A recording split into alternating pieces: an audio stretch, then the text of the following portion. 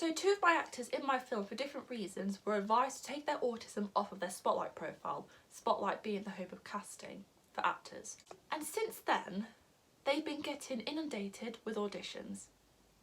Now I have a few things to say about that. First of all, to those who advise them to take their autism off of their Spotlight profile, die. Moving on. And then actually, no, don't die, because that'll be a lot of paperwork, but here's what I think about this. As creatives, we get employed for who we are, and, you know, if we make something up or pretend to be someone that we're not or hide certain parts of ourselves, we're going to get caught out.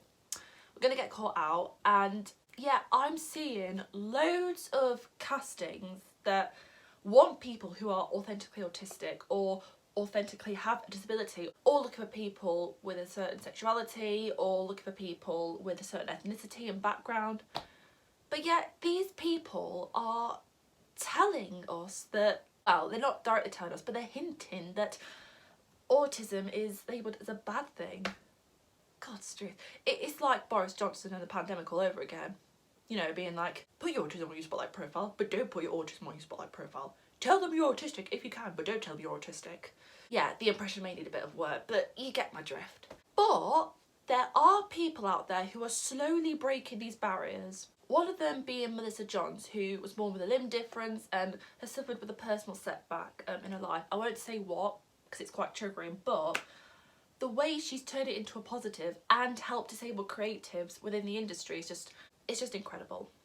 And it's like saying that we can't have actresses like her because of her limb difference. Another person I would like to mention is Daniel Edwards and his team, famous for casting Line of Duty, but also casting shows like Heartstopper, which, by the way, won an Emmy, and also a show named Barbara Met Allen, which was based on a real life story, and they were looking for cast members with genuine disabilities, both visible and non-hidden, which included Act On This founder Ross Grant. And it's like saying we can't have shows like that because Heartstopper contains themes of sexuality and focuses on 2 boys falling in love, and it's like saying we can't have shows like them Barbara Met Allen because the whole cast, and if I'm correct, the entire crew, were disabled. But look at the success they both had. And finally, there's a show called Ralph and Katie, which is a spin-off from The A Word, and the plot is about a couple with Down syndrome in their first year of marriage, and it's directed by incredible director Jordan Hogg. And it's like saying that we can't have a show like that because the 2 of these have got Down syndrome, and that Jordan Hogg, who directed all 6 episodes, couldn't be a director on that show, or in fact couldn't be a director at all because he's got cerebral palsy. Like, come on, wake up. So yeah, I hope I didn't go too much on a rant there. I think my point I was trying to make was that just because you see something, in this case autism, on there, it does not mean to say it's a challenge or a killer. We're not going to kill anyone before anyone comes at me. It's just that we have extra qualities to offer. That's a hashtag for you right there. Hashtag extra qualities to offer. There we go.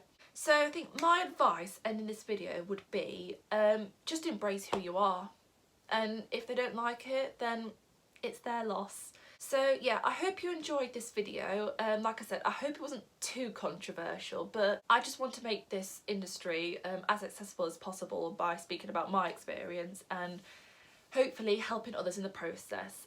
Be sure to donate to my Just Giving page, which is in the link in my bio of my personal Instagram account, which is moon-lucy-292, which will be in the description below. And if you could donate to that, it's going to an amazing charity, which is the National Autistic Society, hence the lovely t-shirt right here.